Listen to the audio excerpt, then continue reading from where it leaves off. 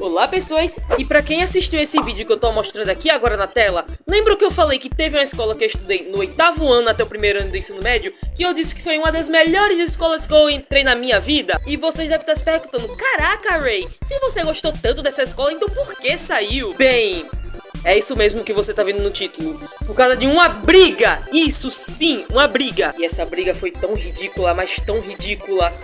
Cara, só assistem o vídeo para vocês verem que a briga realmente foi uma merda. Mas antes de eu começar o vídeo, vocês poderiam, por favor, entrar no meu servidor do Discord? Vai estar lá na descrição o link do meu servidor. E também não se esqueçam de deixar o like e se inscrever no meu canal, ok? Posso confiar em vocês para isso?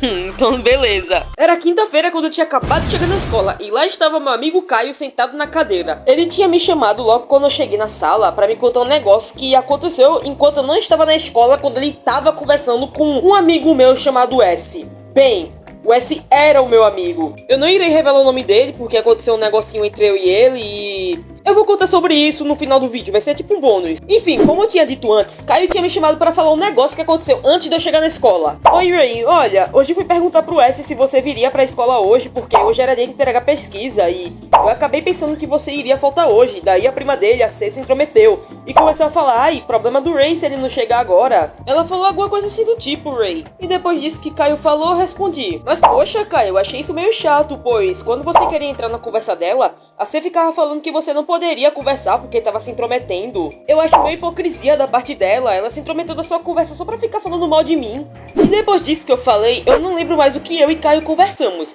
mas eu sei que continuamos lá falando sobre o assunto. Ai, mas fiquem de boas, só porque eu falei isso não significa que vai ter um X9 que iria contar tudo isso que eu falei, que não foi nada demais, né? Claro que teve! Irei chamá-lo de F. Ele é o irmão gêmeo da amiga da C, que se chama Su. E é claro que eu não irei falar os nomes deles de verdade. Mano, o F era um moleque muito fofoqueiro e não era a primeira vez que ele faz uma fofoca. Sabe aquela pessoa que faz o circo pega fogo, que coloca a lenha na fogueira? Pronto, essa pessoa era o F. E como eu soube que o F contou tudo que eu falei pra C?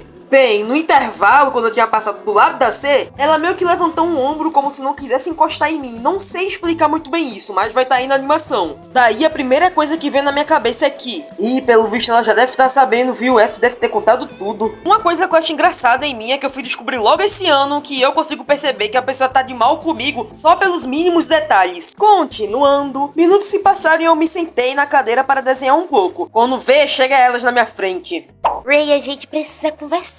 Eu já me ligando qual era o motivo da conversa e como eu sou cagão e gosto de fugir de confusão, eu... não quero.